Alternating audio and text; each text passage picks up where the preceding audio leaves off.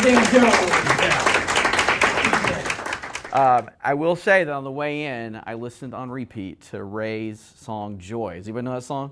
No? Okay, we got to find that. I tried to get him to play it earlier. I was like, can you play a song for me? And anyway. Okay, check out Joy. That's your assignment at the end of the night. So, yes, I am Joshua Phillips. This is my lovely wife, Amy. Say hi, everybody. Amy, if you don't know Amy. And my son, Jesse, here with me. So I started at Churchill in 1998. It's kind of weird when you've been around so long that, there's just so many people that I don't know. So if you're online, probably good chance I may not know you, but looking forward to speaking to all of you today. We've been married 34 years this month, which is these days kind of a big deal. 4 grown kids and a son-in-law. Along with the son-in-law, has given us 2 grandkids, which are the joy of our life, including a 2-year-old, which we're going to feature here in a minute. Marketing asked me the other day at their lunch, they were like, what are you going to talk about? So I'm just going to show pictures of my grandkids for the next hour. Amy and I love... we are like the little engine that could. We're not very impressive physically, but we're always up for big adventures. We've gotten to do some wonderful things, including summiting Mount Kilimanjaro back in 2017. Thanks to this guy, the inspiration of Matt Clark, led us somehow to the top of a big mountain in Africa. So that's how it goes. And then, personally, I would say our life's work, and this is something that most people don't. Everybody kind of knows we do this thing called the encounter training, but nobody really knows exactly what it is. I'll kind of talk a little bit. A lot of my message is coming out of that work that we've done for 20 plus years. We've spent a lot of time in a intense transformational environment, and so a lot of my talk is going to be coming out of that. So now, where did this talk come from? Why am I here today? So back in January, we had the summit. And the way my brain works, there was a lot of speakers, a lot of breakout sessions. The way my brain works, my brain asked myself, well, if you were given a chance to speak, what would you speak on? And I had an answer, and so I was talking to Matt a little while after that. I was like, Matt, if I was ever asked to speak, I would speak on the topic of forgiveness. And Matt goes, I love it, you should do it. And thus I'm here today. So. And we're gonna get there eventually. We're gonna talk about forgiveness, and honestly, that topic, it's been a huge part of my life. Probably a lot of you would say either being forgiven or forgiving is a huge part of your life too. It's been on my mind for a long time. I remember talking to Coach Burt. Anybody remember Coach Burt? I could do a good impression of Coach Burt. Another bald guy, I was talking to him one day about 10 years ago and trying to explain to him the work that we do and how it relates. And I said, Coach Burt, what if I told you that forgiving your mom could double your sales? And he goes, you have my attention now. And I was like, trying to explain to him how forgiveness ties in. All right, so let's see, where am I supposed to click the button here? So if you know me and you hang out with me much, Jesse's already laughing at this. If you know me, I love AI, and I do want to spend a little bit of time kind of building an argument and a discussion on why the things I'm going to talk about are important, because they're not mortgage related necessarily, okay, or even business related per se, but they're really about who we are as people. But I do love AI. Claude helped me write this talk. Claude made this image. Anyway, but we're living in an age. I was watching the documentary over the weekend called the AI Doc. It's brand new. Has anybody seen it yet? No? Don't necessarily watch it. It'll freak you out. I swear, 30 minutes in, I had tears in my eyes, and I was like, oh my gosh, this is so scary. What's coming? So, but AI is going to continue to take over a lot of what we do, a lot of our tasks, which means to me that more important than ever, who we are as people is going to become more valuable. And so this is a talk about us as human beings, and I think that's going to be where our value comes from. The competitive advantage of the future isn't productivity, it's presence, it's creativity, it's love. Those are things that can't be automated by AI. All right, so that's kind of where our talk is going to be landing. Now, this next slide here, I was just kind of breeze by this, but I do want to take a minute. You want to take the call? Sit. It's all good. So we're going to be talking about more of our being, who we are as people, versus what we do. And this is kind of one of the things we talk about, one of the concepts we talk about in the encounter training is our being versus our doing. And I was going to kind of breeze by this, but I do want to take a minute because when you can make this shift in your life from starting with my doing to moving to starting with my being, it's a very freeing thing. So I think a lot of us live over here. I do a lot of times, do stuff to have things to be somebody. So originate a lot of loans so I can have the money, so I can have be in the President's Club, the Chairman's Club, so I can be somebody, so I can have worth, so I can have value as a person. And when we live over here, it's very stressful, it's very striving because who we are as a person is dependent upon doing and having. When you can shift to living from your being first, I have worth, I have value. It's not defined by what I do, how many loans I close as a processor or underwriter and get the bonuses and get the accolades, get the broom sweep reward, whatever. But when we move from starting with our being and who we are, and then out of that, we still do a lot of stuff, but it's coming from out of who we are. And who we are is not determined by what we do or what we have. So this is a huge, it sounds easy. You're like, oh, yeah, of course. But a lot of us tend to live in that doing first instead of coming from a place of being first. All right. Let's see, where's that next slide? So I'm coming at this from several different directions as I get into the core of my talk. Now this one's, I don't know if anybody's ever seen this skit from Adam Sandler, but he's a tour guide. And let me just play this for you here. Explore the old country with our award-winning 10-day vacation package. See Venice, the city of wetness. Point and laugh at the Tower of Pisa. And play with some dough in Napoli. People love us, but every so often a customer leaves a review that they were disappointed or didn't have as much fun as they thought. So here at Romano Tours, we always remind our customers, if you're sad now, you might still feel sad there, okay? You understand? That makes sense? Our tours will take you to the most beautiful places on earth. Hike the cliffs of the Amalfi Coast. Fish with the nets in Sorrento. Do this, I don't know. But remember, you're still gonna be you on vacation.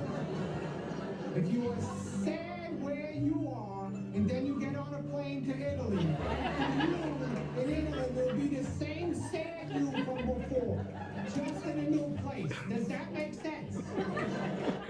All right. So, I love that. So, I mean, what that's saying is, I mean, you're still you. You're you at home and you're you here at work. So we can't really, this isn't the TV show Severance, which I love. Can't wait for season 3. But we do not disconnect when we come to work. We still bring with us whatever we are carrying in our lives. And yes, we are adults and we can't just, we got to be responsible for what we got. But we are still an integrated being, whether we're at work or at home or in Italy. So, all right. So, this is actually the isn't that gorgeous right there? That's Dakota. Our 2-year-old and 7 or 8 months. And the topic of my talk is recapturing your 2-year-old energy. So, does anybody who hangs out with little kids here? Some people do, some people don't. I mean, I hang out with my grandkids. Amy and I teach first grade. I've been teaching first grade at our church for about 10 years. Get to hang out with first graders every Sunday, 20 or 30 first graders every Sunday. And so we're constantly reminded of what it's like to be a child. And of course, having Dakota and Monroe, by the way. So someday, Monroe, if you watch this, wherever, we love you. And she's 7 or 8 months and crawling. But a 2-year-old, And let's say a 2-year-old raised in a healthy home and a healthy, loving environment where they're celebrated and loved and affirmed. A 2-year-old is spontaneous, enthusiastic, present, uncensored, resilient, fully alive. That's where we kind of start in life. And just to give you a little taste, we're going to give you a little taste of what a 2-year-old is like.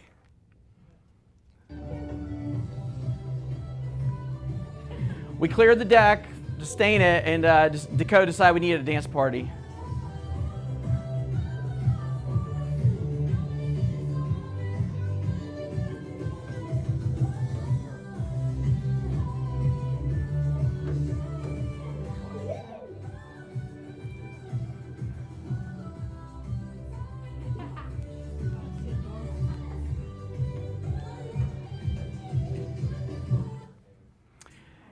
And that's my talk. No, I'm just kidding.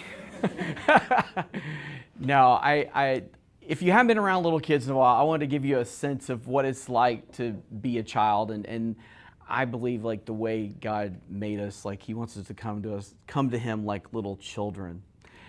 Now, unfortunately, for a lot of us, we're here today. And we have to ask ourselves, like, where did that energy go? Where did that energy go? Where did that capacity, that freedom, that joy that a child has, where did it go? And so I'm going to talk about 4 different things. The topic is recapturing your 2-year-old energy. So these are going to be things that maybe have captured you and taken away that energy, that capacity that you have for love and joy and freedom and all those good things. So unforgiveness, secrets, open loops, and self-focus. So we'll start with the topic of unforgiveness. Now, we're here in Nashville, Tennessee. We're in the buckle belt of the whatever, the Bible belt of the South or whatever. And also a very, I think, Christian culture. We embrace, Jesus' teaching in the Bible. And so I think, when I go forgiveness, everybody goes, well, of course, duh. I think nobody's here like surprised that forgiveness is like a good thing. And I think most of us would say, yeah, of course, I've like walked in forgiveness. And the Bible, clearly, consistently is saying, forgive each other just as Christ forgave you. Forgive as the Lord forgave you. Forgive other people when they sin against you. But if you do not forgive others, your Father will not forgive your sins. And I don't even know if I believe that one. I was like, seriously? Like, if I don't forgive other people, God's not going to forgive me. But it's a serious matter. But I want to dig a little deeper into the idea of forgiveness. So, 2 truths about forgiveness. Number 1, we can mentally say, I forgive you, and still carry the resentment in our hearts and bodies. I'm going to talk a little bit later. I'm going to reference the book, The Body Keeps the Score. And the declaration was real. The release wasn't complete. Like you mentally said it. But I think oftentimes we've done our best. Like we've said, I forgive you, or we thought, I forgive you. But somehow it still lives in us. It's just not really present in our lives, and it affects our lives. Number 2, we can always unforgive. And this is one I don't think people often think about. Take the offense back. I've certainly done it. A new event reactivates an old wound, and suddenly we're back in it, surprised to find there was more to forgive than you knew. And I think that sometimes confuses us because we're like, but I forgave that person, but yet somehow inside of me, like I'm not really living in forgiveness. And by the way, I mean, these 4 things I'm going to talk about are just I'm asking you just to have an honest inquiry into your own heart, into your own life. And I found myself when I was rehearsing yesterday talking about the Holy Spirit a lot. So as a Christian, I believe that we have the Holy Spirit as our counselor, our advisor.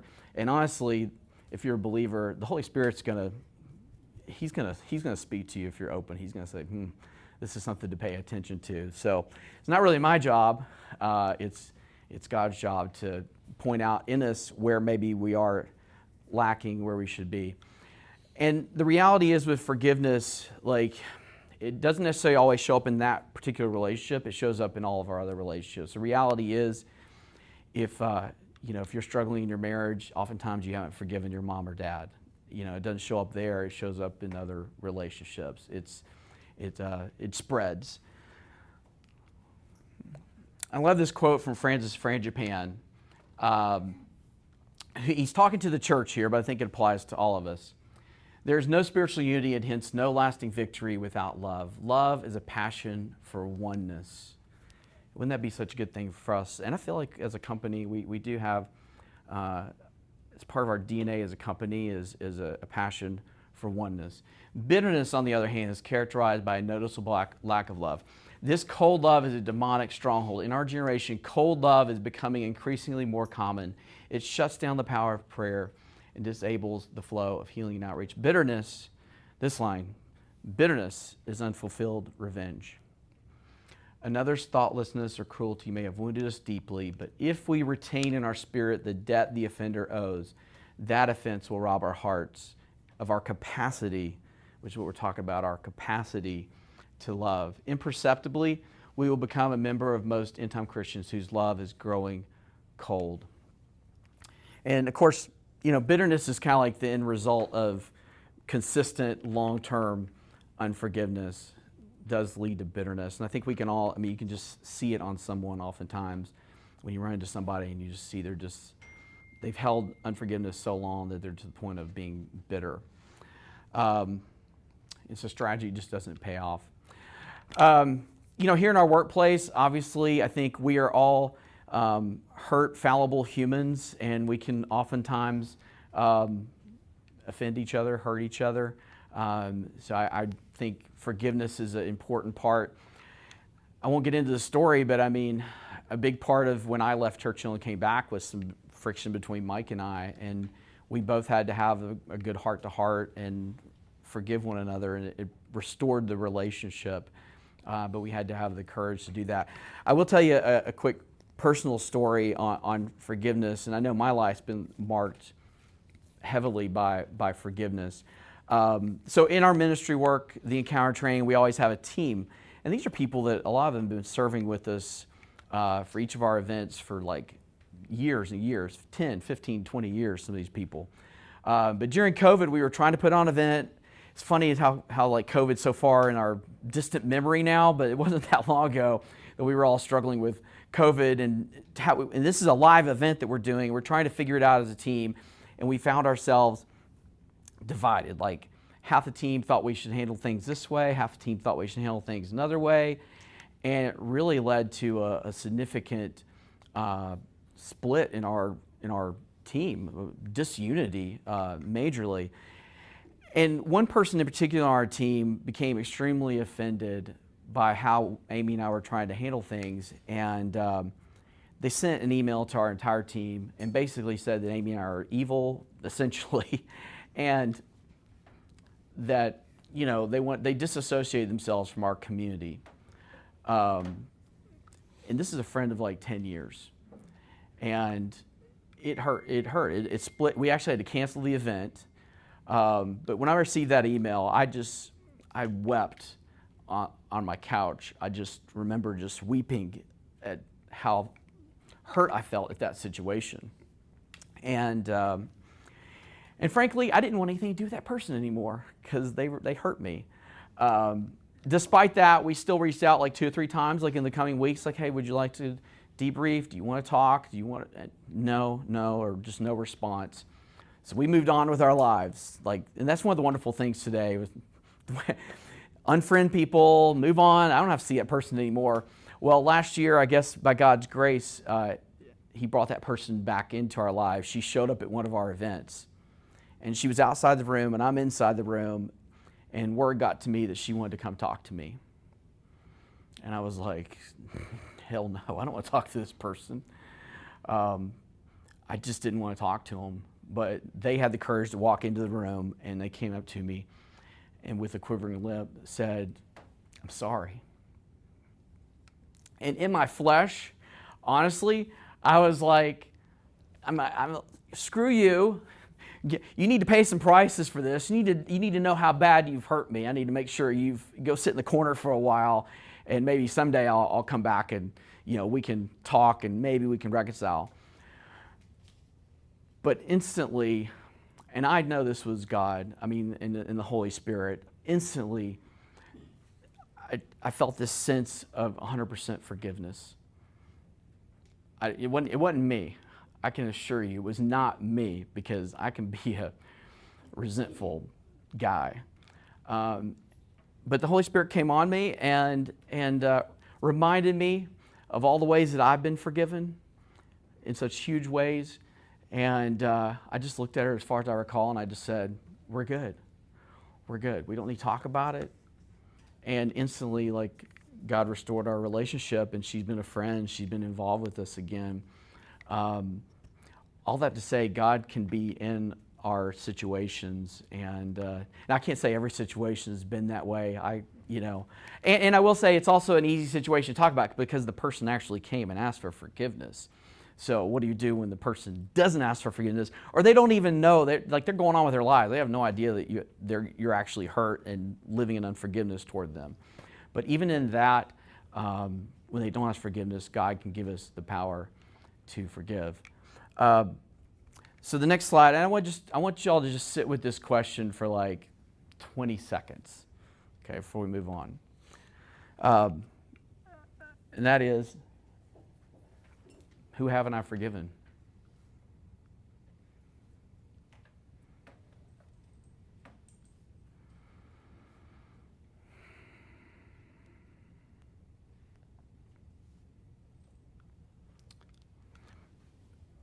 And honestly, God will, like I said, God will bring to your heart, it's just like that, usually when God goes, you got some work to do with that person, that situation. And I just want to remind you, what the point of this whole talk is. I want to help you recapture, if you're dealing with some of these things and you've lost your energy, you've lost your capacity. This is an opportunity to regain some ground in your life, to regain some places in your soul where you can grow and flourish again. All right. And I'll finish with this scripture. I did want to quote Jesus, by the way, the red letter words here. The greatest act of forgiveness, Jesus on the cross. It's literally unimaginable, on the cross, being crucified, looking at the people crucifying him and saying, Father, forgive them, for they do not know what they're doing. Finding that perspective is crazy. But he's a good God, and he's a forgiving God. All right, so number 2, secrets. And you're like, oh my gosh, you were forgiveness, and now we're talking about secrets? I barely had my cup of coffee this morning, and you want to get into secrets? Yeah, so, I'm trying to hit the big ones. The things that diminish us and our capacity and our energy as people. Secrets is a huge one. And there's really 2 kinds of secrets. There's secrets about things that you have done or are doing. Whether it could be a hidden drug addiction, it could be you stole something, lied, or even as big as an affair. I'll just say it straight. If you're having an affair, you're not a very good employee. I can assure you, you're missing out on who you could be and the life you could have. Because when you have a secret, you have the secret, and then you have the secret about the secret, and then you have the secret about that secret, and so much of your energy is having to go to keep these things hidden. Got to hide the text, got to hide the email, got to hide the thing, so nobody finds out the thing that I'm dealing with. Now, I did want to say up front, I was going to say, I watch a lot of TV, but The Office, there was an episode with Michael Scott where he goes into a company meeting and he basically says, basically you have immunity to say anything, blurt out whatever you want to say. And I don't know if some of you probably know that episode. This is not that. Please do not blurt out any of your secrets. Please keep them to yourself. Um, and then there are secrets of things that have been done to us, things that we weren't responsible for, but things that happened to us, perhaps as a child, traumas that have happened to us. And it's really about the energy you put toward that situation. You know, if it's something you want to keep hidden. I think a lot of times when there's things that happen to you, just like stick them in a box, especially for guys, right? We just want to stick them in a box and like put them away. I don't want to ever think about that again. I'm good. In fact, a lot of us have blank spaces in our childhood because that's just literally how we deal with it. We're just like, put that away. I don't want to mess with it. But there still can be a tremendous amount of energy going toward the shame, even though it wasn't your fault, whatever happened to you. But we can still put a lot of energy toward those things, and they're just there. I think, and all of us, by the way, I think all of us have some secrets, hopefully, not significant secrets, but secrets that can really damage us and diminish us as a person. And I often forget that we all have stuff. I was talking to a new friend recently, and I was telling him about it. We're going to do this talk, and I was like, these things I'm going to talk about. And then we go for a walk, and he starts telling me like this huge secret in his family that he's aware of, and has absolutely affected his whole family, but he's not shared, like exposed and brought to the light the thing that he needs to bring to the light. And I was like, dude, this is like, honestly, I was excited. I was like, oh my gosh, like you've got an opportunity here. Like this could be amazing if you would allow God to help you work through this situation and bring to the light this secret that your family's held for years. It could be powerful for you. So let's see, where am I here? No, I moved too far. Well, anyway, I don't know how to go back. The red one. So, listen, if you're holding on to a secret, find somebody to talk to if you haven't. If it's something that you've done, like bring it to the light, like confess it. You've got pastors, you've got managers that love you. There's people around, friends that can help you walk through hard things. But on the other side of that is freedom. And if you're feeling bound up, I just want to encourage you to find a safe place to share it. If it's something that's happened to you, again, there's safe places, and you haven't really gotten it out to the light, like share it. I can guarantee you there will, at the other end of this, and this is something we see in our ministry work, at the other end of this is like freedom and joy and peace beyond what maybe you've experienced in years. All right, so open loops, number 3, open loops. Now, what do I mean by open loops? Open loops could be unforgiveness, could relate to secrets, but they're just things that we all kind of have these like things, conversations in our head. Why did that happen? Why did that person go away? Like, what happened to that friendship? Like, why did I get passed over? And at the core of it is why? Why? We're big why people. Humans are why. We love to ask why. And a lot of times there's just an open loop. There's an open loop. Why did I get passed over for a promotion? Why did this thing happen to me? I don't really understand it. And the more you can close those loops, it's going to produce energy and capacity in life for you.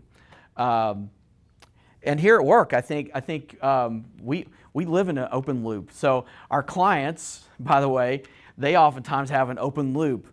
Can I be approved for a mortgage, right? Or a loan officer to their process and underwriter, will you approve this mortgage? So we do kind of live in a space of open loops, and what we want is we want to close the loop. We want to say, yes, you are approved, you can do this loan. And I think that's one of the wonderful things that we do and we offer people is when they're living in that open loop of, can I buy a house? Would I be qualified? How much would I be qualified for?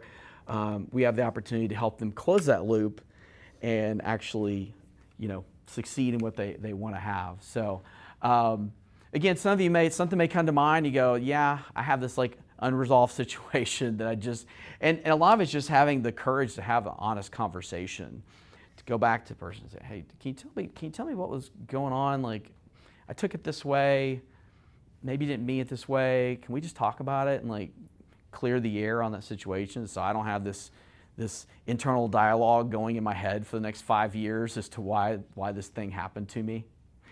All right. And I did want to talk briefly about, I wasn't sure where to put this in my talk. A lot of y'all have heard of the Body Keeps the Score. I think they talked about it. Either John Delaney or Steve Scanlon at our summit talked about the Body Keeps the Score. But I wanted to read just a short synopsis of that book and that idea. So that the synopsis was written by Claude. I'd say, Claude, can you give me a synopsis of this book? Anyway, Dr. Bessel van der Kolk is a psychiatrist who spent over 4 decades researching trauma. The central idea of his book is deceptively simple but profound. The events of our lives don't just live in our memory, they live in our tissues, our nervous system, our chemistry, and the very architecture of our brains. Like, that's crazy. Like, literally, in the tissues of your body and your DNA, trauma can live. When something painful happens, a betrayal, a loss, an abuse, a deep disappointment, our rational mind may move on, but the body often does not. Unresolved emotional wounds physically imprint themselves on us. The brain's alarm system, the amygdala, stays on high alert. The regions responsible for calm reasoning and contextual memory can go quiet or misfire. Stress hormones like cortisol, and I know Steve Scanlon talked about cortisol, flood the system again and again, often years or decades after the original event. This is why people who have been hurt can have physical symptoms that doctors can't explain. Chronic pain, autoimmune flare-ups, digestive problems, insomnia, fatigue, heart issues. The body is still fighting a battle the mind thinks is over. And this is where often we live in like this confusion, like I've done the work, but it's still like in my body. One of van der Kolk's most important insights, talking about pain is often not enough to heal it. Talking about pain is often not enough to heal it. You go to do talk therapy and you talk about it. You can understand an event intellectually, forgive it in theory, even pray it sincerely, and still carry it in your shoulders, your gut, your heart rate, your sleep. Healing requires reaching the body too, through breath, movement, safe relationships, worship, tears, song, presence. And again, this may be, if there's a couple hundred people watching this, it speaks to some people here. Like, you're like, ugh, some of this stuff still lives in my body, and I want to be free of it. All right, last of the four, self-focus. And self-focus is somewhat like, it kind of can be just sort of a result of the other three, the unforgiveness and the secrets and the open loops, kind of crashes in and you start living in a self-focus life. And, we are just a small vessel, and when we just kind of focus on ourselves, it's a small game we're playing to focus on ourselves and what we can get. I think, I know that a lot of us have gone on mission trips, and I think whenever you get an opportunity to go out and focus on other people, would everybody agree, like, your energy level goes up? Like, I can't tell you how many times on Sunday morning when I gotta go teach first grade, I'm like so tired. And then I get there and I'm like, it's not about me, it's about them. And suddenly, like, this flood of energy can come by shifting myself away from self-focus into others' focus. I think this is absolutely true in our work. We're having a bad day, and then suddenly, like, a new client calls, and now we can stay in self-focus, or we can shift to another's focus. And when we shift away into another's focus, we're thinking about that client. We're thinking about, gosh, they're struggling. They got 5 kids, and they're living in a 2-bedroom apartment, and and then it's like I can shift into empathy and care for that person. And there's much more life when we're able to move away from self-focus into others' focus. Now, I will say this, and maybe it's a little contrary to the way we think about things. And it relates to the idea of reaping and sowing. I think a lot of us live in this place where, and I just want you to just try this on. We live in this place where it's like, I don't really feel loved, so I can't love. All right? I mean, when I feel loved enough, when I feel full enough, well, then I'll get out there and I'll give. And it's like, I can't, I mean, how can I give something I don't have?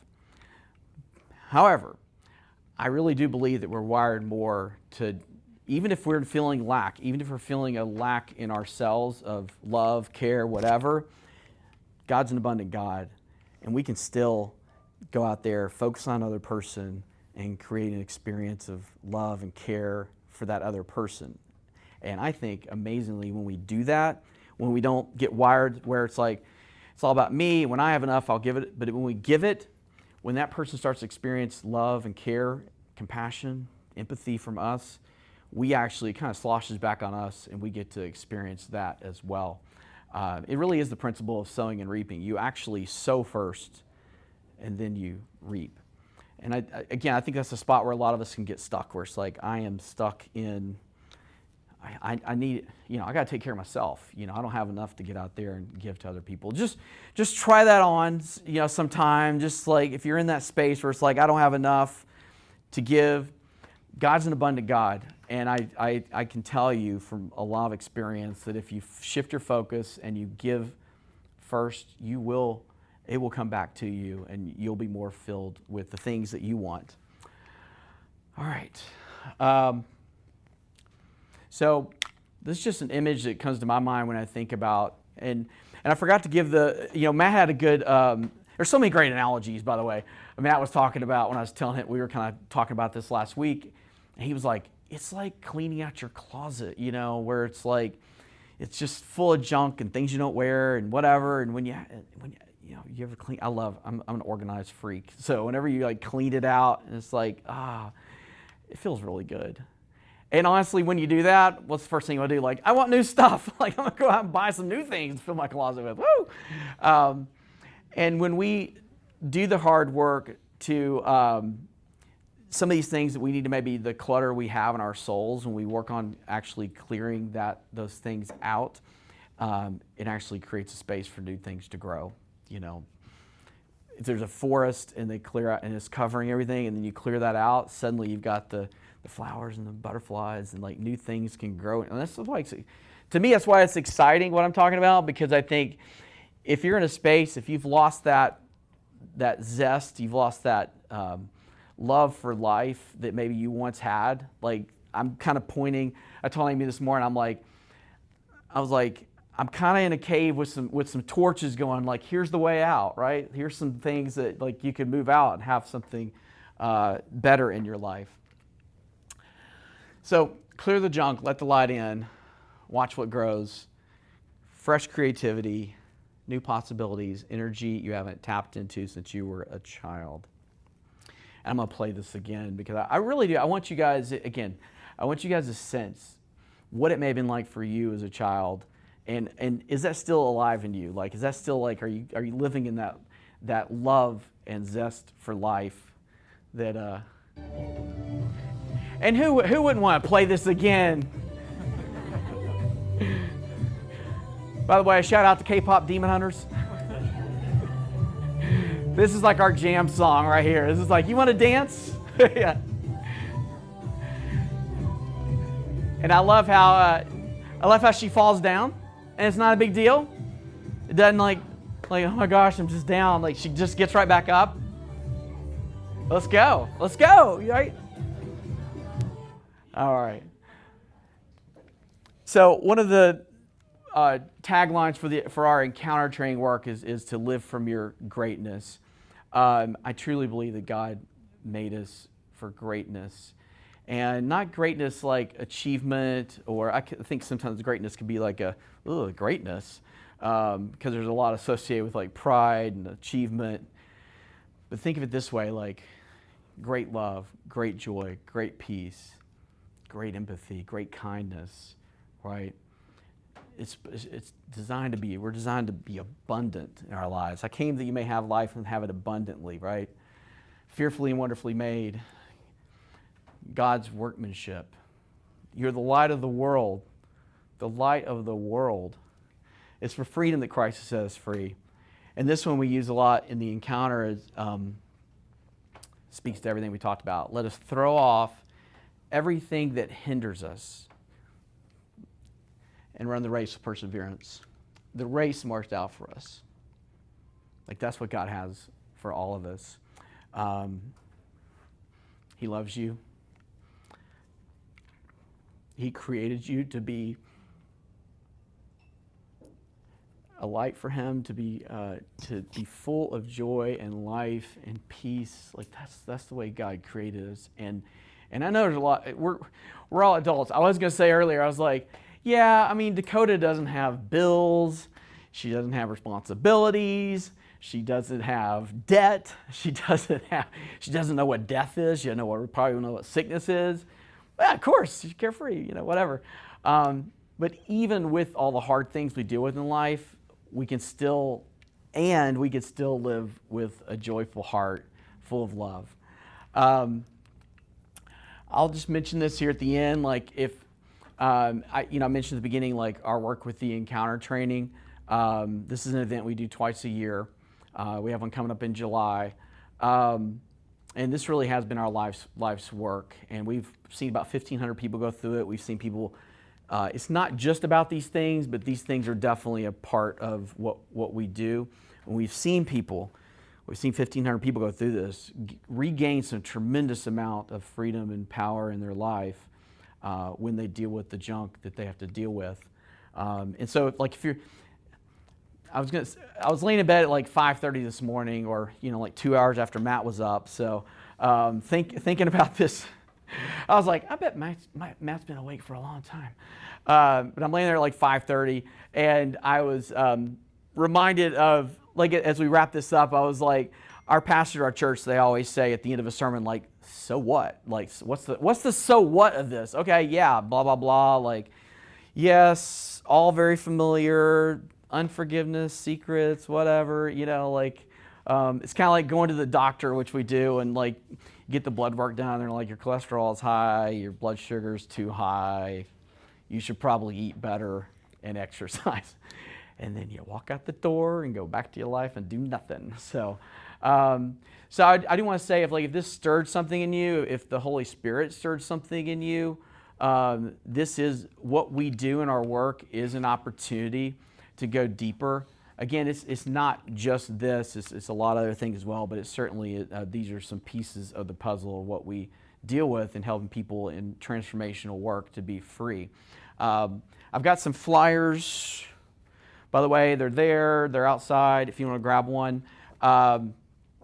We do give 50%. It's already very affordable, by the way, because we do it as a ministry, and 50% off if you use the code Churchill.